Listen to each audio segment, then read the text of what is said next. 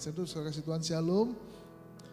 Shalom puji Tuhan, kenalkan nama saya Hartono, saya dari kota Sidoarjo, Surabaya. Nah saudara saya melayani Tuhan sebagai seorang hamba Tuhan gembala. Saya jadi gembala itu di usia 24 tahun. Jadi karena gembala saya yang waktu itu mengembalakan harus pindah ke Australia dan saya waktu itu dipaksa untuk jadi gembala. Saya jadi gembala usia 26 tahun. Jadi saya merasakan bagaimana tuntunan tangan Tuhan supaya bisa tuntunan tangan Tuhan yang merubah hidup saya sehingga saya bisa dipakai Tuhan seperti itu. Setelah saya lahir di keluarga yang sederhana, saya kontrak rumah itu pindah-pindah cukup sering selama saya hidup. Kalau nggak salah itu 12 kali saya kontrak rumah pindah-pindah. Saya kalau telat makan, saya makan nasi sama sayur atau nasi sama kuahnya saja tanpa ada lauk pauk. Saya terbiasa makan nasi dengan kerupuk atau nasi dengan kecap manis. Tapi sudah tahu, saya bisa kuliah di Australia, saya bisa punya rumah besar, saya punya bisnis, saya punya usaha, dan saya punya gereja yang cukup diberkati oleh Tuhan. Nah setelah saya punya anak-anak yang kuliah di satu KL, tahun depan anak saya mau kuliah di Taiwan. Saya tidak pernah bayangkan bagaimana hidup saya bisa berubah total. Dari anak yang tidak bisa makan terlambat itu susah sekali bisa makan enak. Dulu makan McDonald itu makanan yang mewah, jadi saya tidak pernah bayangkan bisa beli McDonald. Nah dulu saya berpikir untuk jadi orang yang kaya itu hanya berusaha mencari pacar yang kaya. Jadi saya berusaha cari pacar yang kaya semuanya. Dan memang terbukti saya bisa dapat pacar yang kaya tetapi sayangnya tidak sampai menikah saudara ya. Saya bertobat di tengah waktu saya SMA, lalu saya mulai kenal Tuhan. Waktu saya mulai kenal Tuhan, Tuhan mulai memutarbalikkan hidup saya. Dari saya yang tidak punya apa-apa menjadi orang yang diberkati oleh Tuhan. Saya masih ingat pertama kali saya pergi ke Australia, naik pesawat itu saya bisa ke toilet bisa sampai 10 kali. Kenapa nggak ada yang saya buang saudara? Hanya karena ketakutan naik pesawat, tidak pernah naik pesawat ke luar negeri. Tapi Tuhan bawa saya bisa kuliah di luar negeri dan saya mendapatkan berbagai hal yang ajaib dalam kehidupan saya. Karena Tuhan yang kita sembah adalah Tuhan yang sangat luar biasa. Saya percaya saudara ketika saudara mengasihi Tuhan, apapun yang saudara impikan pasti akan terjadi asal saudara sesuai hidup dengan apa yang menjadi kehendak Tuhan. Amin saudara kasih Tuhan. Oleh karena itu pada malam hari ini kita belajar sama-sama tentang iman. Iman adalah hal yang paling mendasar yang harus kita miliki agar kehidupan kita bisa berubah menjadi lebih baik. Karena tanpa iman atau tanpa keyakinan maka kita akan kesulitan mendapatkan apa yang kita impikan, mendapatkan apa yang kita harapkan. Mari kita buka dalam kitab Ibrani, pasal 11 ayat pertama dikatakan begini. Ibrani 11 ayat pertama dikatakan begini. Iman adalah dasar dari segala sesuatu yang kita harapkan dan bukti dari segala sesuatu yang tidak kita lihat. Dalam bahasa Inggrisnya dikatakan begini. Now faith is the assurance of things hope for. Jadi assurance itu artinya jaminan. Iman adalah jaminan dan conviction itu berarti kepastian. Iman itu adalah jaminan dan kepastian yang akan terjadi dalam kehidupan kita. Waktu saudara punya iman, dijamin pasti akan diberikan dan pasti saudara kasih Tuhan. Oleh karena itu kita belajar sama-sama supaya kita bisa punya iman yang benar itu seperti apa, iman bisa mengadakan mujizat itu seperti apa, iman yang bisa merupakan kehidupan kita itu seperti apa. Mari kita buka dalam kitab Matius pasal 9 ayat ke-28 sampai ayat ke-29. Matius pasal 9 ayat 28 sampai ayat 29 dikatakan begini. Setelah Yesus masuk ke dalam sebuah rumah, datanglah dua orang buta itu kepadanya. Dan Yesus berkata kepada mereka, percayakah kamu bahwa aku dapat melakukannya? Mereka menjawab, ya Tuhan kami percaya. Lalu Yesus menjamah mata mereka sambil berkata, jadilah kepadamu menurut imanmu. Ada dua orang buta yang berteriak-teriak mengikuti Yesus sampai Yesus masuk dalam satu rumah. Lalu Yesus berkata pada mereka, maukah kau semua percaya kalau aku dapat melakukannya? Maka mereka berkata, kami percaya. Nah setelah Yesus berkata, jadilah kepadamu menurut imanmu. Nah dari kisah ini kita bisa belajar bahwa iman kita itulah yang menentukan apa yang terjadi dalam kehidupan kita. Bukan keadaan, bukan masalah, ataupun bukan orang lain yang menentukan masa depan kita. Nah saya coba gambarkan dalam kehidupan kita sehari-hari. Contoh yang saya akan berikan, apa yang saya alami dari masa kecil saya. Nah, saya besar di keluarga yang kurang mampu. Saya tinggal di kampung, teman-teman main saya adalah anaknya yang tukang becak, pencuri, maling, lalu ada yang anak TNI, teman saya juga kalau di Surabaya terkenal dengan daerah pelacuran namanya Doli. Nah, sejak saya SD itu saya kenal namanya begitu. Alat kontrasepsi pun saya sudah kenal sejak saya 1 SD. Nah, saya merokok itu sejak saya 1 SD. Saya kenal minuman sejak saya SD. Nah, jadi tidak ada bayangan sedikit pun dalam pikiran saya ini bisa berubah kehidupan saya. Tidak pernah saya bisa bayangkan jadi orang yang diberkati oleh Tuhan. Karena hidup saya susah.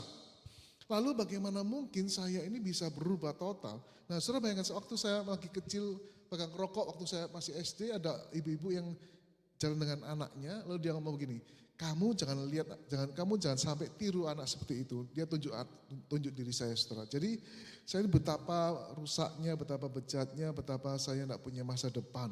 Tetapi saudara, waktu saya ketemu Tuhan, saya belajar berani punya mimpi. Apa yang tidak pernah saya bayangkan, apa yang saya tidak pernah mungkin harapkan jadi orang yang diberkati Tuhan, orang yang dipakai Tuhan, maka saya belajar mempercayainya. Iman itulah yang merubah diri saya.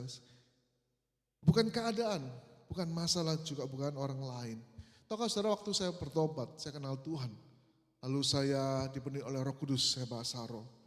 Lalu saya mulai mengerti arti apa itu iman, apa arti punya pengharapan. Hari Minggu tidak ada orang di gereja. Saya naik ke mimbar, saya pegang mic. Itu waktu itu saya masih 1 SMA. Saya pegang mic, lalu saya tutup mata saya bayangkan suatu kali saya akan jadi hamba Tuhan yang berkhotbah di banyak orang.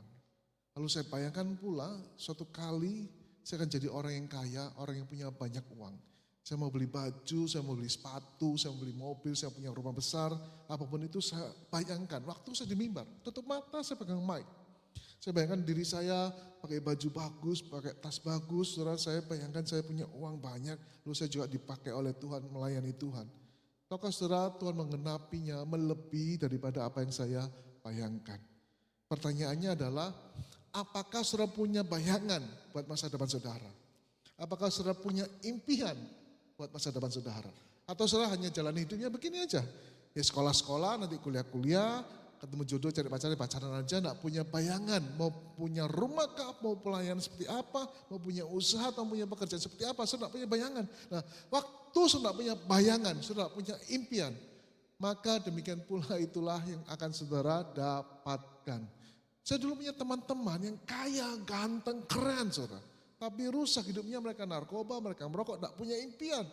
Hari ini mereka susah hidupnya, mereka susah cari makan, susah cari kerja, susah dalam untuk mereka berusaha. Nggak bisa apa-apa. Tapi waktu orang-orang yang punya mimpi, punya impian.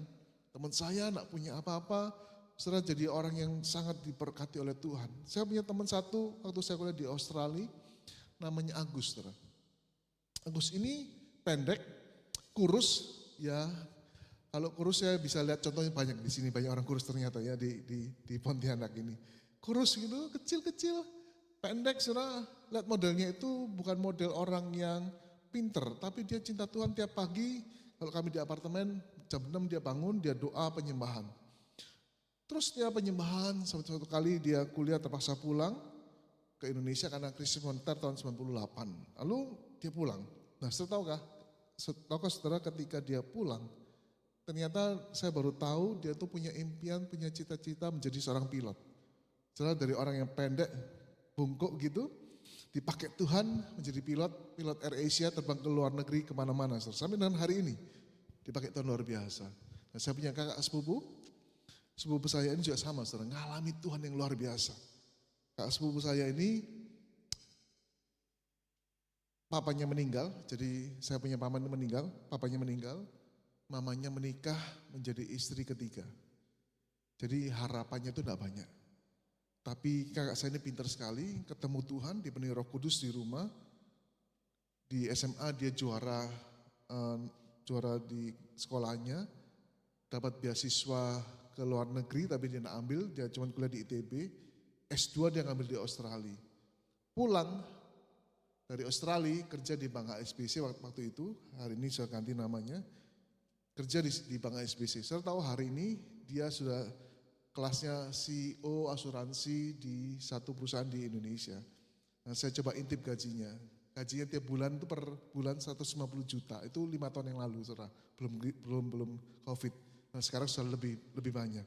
Nah, saudara, kalau kita pikir enggak masuk akal. Dari cerita saya kayaknya enggak masuk akal. Tetapi enggak ada yang enggak masuk akal di hadapan Tuhan. Asal kita berani punya mimpi, berani punya iman, berani punya percaya, maka hidup kita pasti akan apa? Berubah. Oleh karena itu, saudara, kita enggak boleh salah dalam meletakkan kepercayaan kita. Nah, sering kali kita ini salah dalam menaruh kepercayaan. Kita salah berpikir, kita salah punya keyakinan. Bagaimana kita ini sejak masa kecil dibentuk oleh orang-orang yang di sekitar kita, keluarga, orang tua kita, atau teman-teman dekat kita.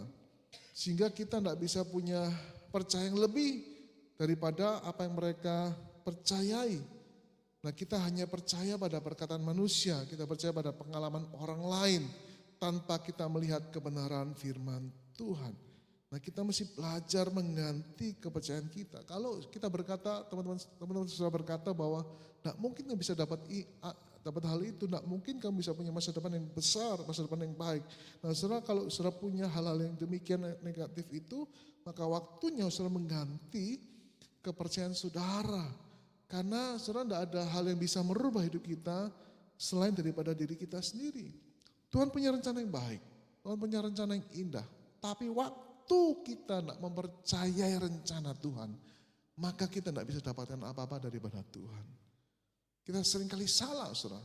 Kita seringkali salah meletakkan keyakinan. Oleh karena itu kita mesti ganti kepercayaan kita. Banyak anak-anak yang muda mungkin di tempat saya, yang di gereja tempat saya melayani, ada anak muda yang orang tuanya tidak bisa kuliahkan anaknya. Dan juga tidak mau kuliahkan anaknya. Lalu dia berkata, anak perempuan tidak perlu kuliah. Kerja saja cukup. Yang penting nanti menikah, punya anak, ya sudah. Bergantung pada suaminya. Tapi satu jemaat saya, cinta Tuhan, nah saya ajarkan bahwa bagaimana kita ini penting untuk mempercayai Tuhan daripada perkataan manusia yang keliru. Lalu saya ngomong sama anak ini, kamu harus kuliah. Bagaimana caranya kuliah? Kerja dulu baru kuliah. Akhirnya dia cari kerja, setelah lulus SMA, cari kerja, lalu dia bisa kerja, punya uang, kumpulin uang, punya modal untuk daftar kuliah. Lalu ketika dia kuliah, waktunya mau bayar, tiba-tiba ada orang temannya, orang tuanya, tahu dia mau kuliah, dibayarin saudara, masuk kuliahnya. Padahal bayarnya mahal, puluhan juta, dibayarin. Lalu ketika dia masuk semester pertama, nilainya bagus, cum laude. Lalu semester kedua, cum laude juga. Dapat beasiswa dari tempat kuliahnya atau dari tempat dia berkuliah. Sampai dia lulus, itu enggak pernah bayar uang kuliah. Dari orang enggak punya uang, lalu pengen kuliah, kerja dulu setahun dia. Kumpulin uang yang banyak, setelah dapat uang dia mau daftar kuliah. Waktu dia daftar kuliah, ada orang lain bayarin dia kuliah. Waktu dia harus bayar uang semesteran kuliahnya, nilainya bagus, cum laude. Gratis dapat beasiswa dari sekolahnya, dapat dari kampusnya. Sampai dia lulus, tidak pernah bayar uang kuliah.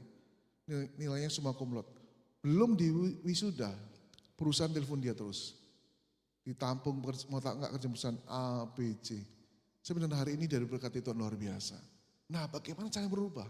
Kita sendiri yang perlu berubah. Kepercayaan kita yang keliru, keyakinan kita yang keliru dari orang tua, dari teman-teman kita mesti buang. Dan sampai kita simpan dalam kehidupan kita. Hanya orang-orang yang mengerti kebenaran firman Tuhan dan mau mempercayainya, maka hidupnya bisa berubah. Yang percaya katakan, amin. Kita lihat Markus pasal 5 sekarang. Bagaimana cara kita meletakkan keyakinan pada hal yang benar, tetapi kita mesti lihat terlebih dahulu. Ketika kita meletakkan keyakinan yang salah, maka kita perlu merubahnya. Markus pasal 5, kita baca ayat 23 sampai 24, lalu kita lompat ayat 35 sampai dengan ayat ke-36. Dan memohon nasihat kepadanya, anakku perempuan sedang sakit, hampir mati. Datanglah kiranya dan letakkanlah tanganmu atasnya supaya selamat dan tetap hidup. Lalu pergilah Yesus dengan orang itu, orang banyak berbondong-bondong mengikuti dia, berdesak-desakan di dekatnya. Ketika Yesus masih berbicara, datanglah orang dari keluarga kepala rumah ibadat itu dan berkata, anakmu sudah mati, apa perlunya lagi engkau menyusah-nyusahkan guru? Tapi Yesus tidak mengguraukan perkataan mereka dan berkata kepada kepala rumah ibadat itu, jangan takut, percaya saja. Ada kepala rumah ibadat bernama Yairus, anaknya hampir mati sakit, lalu dia berusaha memanggil Yesus untuk datang ke rumahnya untuk berdoa buat anaknya. Nah, saudara, yang pertama, saudara, hal yang keliru yang sering kali kita gunakan pada iman kita itu tidak boleh letakkan iman pada perasaan. Nah, perasaan itu selalu berubah-ubah tergantung pada kondisi emosi setiap kita masing-masing. Nah, kalau kita lihat kisahnya Yairus tadi, dia berusaha meminta Yesus datang ke rumahnya untuk berdoa buat anaknya. Baru saja dia gembira, saudara. Dia merasa senang, tetapi ketika dia senang, ternyata orang banyak datang mengerumuni Yesus. Nah, bisa cepat-cepat. Nah, perasaannya naik turun. Waktu perasaannya naik turun, dia bisa yakin waktu bisa telat nggak ya? Waktu kalau Yesus datang ke rumahnya telat, Samuel bagaimana? Dan sering kali kita ini tidak boleh letakkan kepercayaan pada perasaan kita. Bagaimana kita seringkali terombang-ambingkan dengan apa yang kita rasakan. Oleh karena itu tidak boleh keyakinan kita taruh pada perasaan, tapi kita taruh keyakinan kita pada firman Tuhan. Dan yang kedua, jangan taruh kepercayaan kita pada perkataan manusia. Ketika Yairus dan Yesus dalam perjalanan menuju ke rumahnya, ada orang berkata, anakmu sudah mati, gak usah ajak guru ke rumahmu. Nah, setelah perkataan itu merusak kepercayaan, harusnya merusak kepercayaan Yairus, tapi untungnya Yesus berkata begini, jangan takut, percaya saja. Nah, saudara, kalau kita percaya pada perkataan manusia, maka kita akan sia-sia untuk bisa beriman kepada Tuhan. Oleh karena itu, saudara, kita tidak boleh percaya kepada perkataan manusia. Nah, sayangnya kita ini seringkali gampang percaya, apalagi dalam zaman sekarang ini pada zaman medsos, TikTok, IG gitu ya. Apa yang diomongkan TikTok, apa yang diomongkan di IG, kita percayai sebagai kebenaran.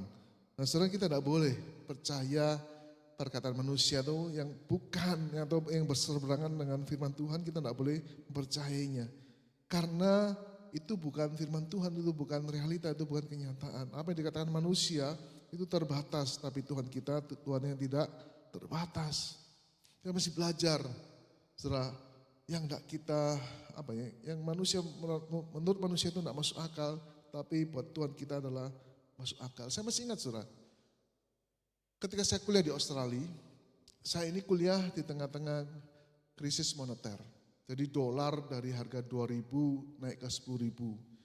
Betapa susahnya pada waktu tahun 98. Nah, saudara, saya ini waktu saya kuliah, saya belajar mengasihi Tuhan sejak saya SMA itu setia dalam hal memberi perpuluhan dan dalam hal memberi kepada Tuhan.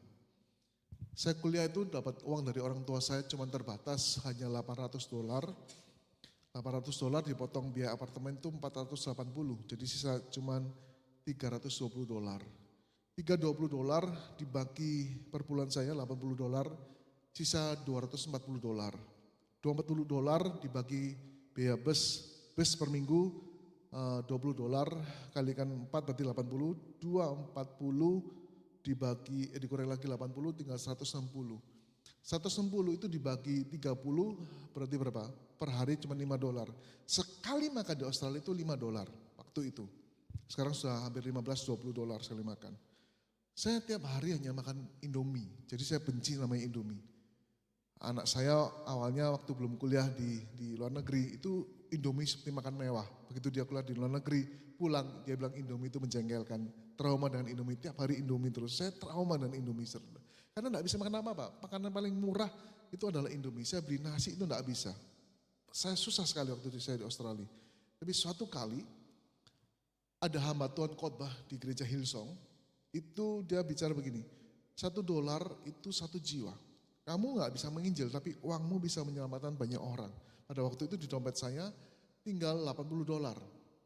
Lalu hati saya tergerak, kasih kasih eh, untuk penginjilan $50. Lalu saya hitung, nanti sisa 2 minggu lagi itu masih sisa 2 minggu itu $30. Gak cukup ini, makan aja saya Indomie, mau makan apa nanti? Makan gimana saya hidup, bagaimana saya bisa hidup? Waduh gak cukup bagaimana? Tapi waktu kantong kolektor diedarkan saudara, itu hati gak bisa tahan, akhirnya saya kasih $50. Pulang nangis, makan apa? Ya saudara gak bisa makan, tapi kok untungnya pas gitu saudara ya, Tuhan kasih hikmat. Waktu gak punya uang, ada saja teman yang ngajak saya pergi, jalan-jalan.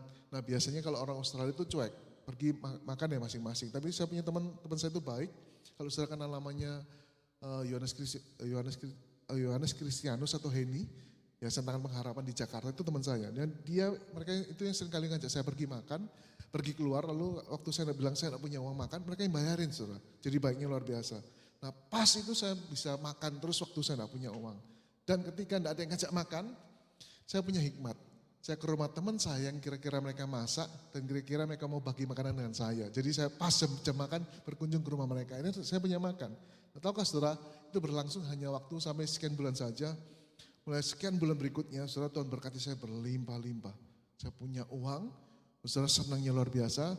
Saya pernah satu kali itu nonton teman saya makan steak itu di Sydney itu ada steak namanya pork rib itu iga babi. Nah, iga babinya kalau di sana itu panjang segini saudara, setangan saya begini. Itu kalau mereka makan tuh enaknya luar biasa. Nah selama hampir 1 tahun, saya itu hanya lihat dari luar kaca saja. Rasanya bagaimana saya tidak pernah bisa bayangkan. Ngiler aja, lihat aja. Sampai suatu kali Tuhan berkati saya nabur buat hamba Tuhan itu $50, Tuhan gantikan berlipat-lipat kali ganda. Nah, akhirnya saya bisa beli steak. Nah orang Australia kalau makanan pakai garpu sama pisau. Selalu makannya seperti itu. Lah saya orang Indonesia, makan pisau sama garpu itu kan rugi. Kenapa? Tidak bersih dagingnya, masih banyak. Akhirnya pakai tangan, saya potong-potong pakai tangan. Nah, orang boleh lihatin saya, ini orang makan Asia ini makan apa?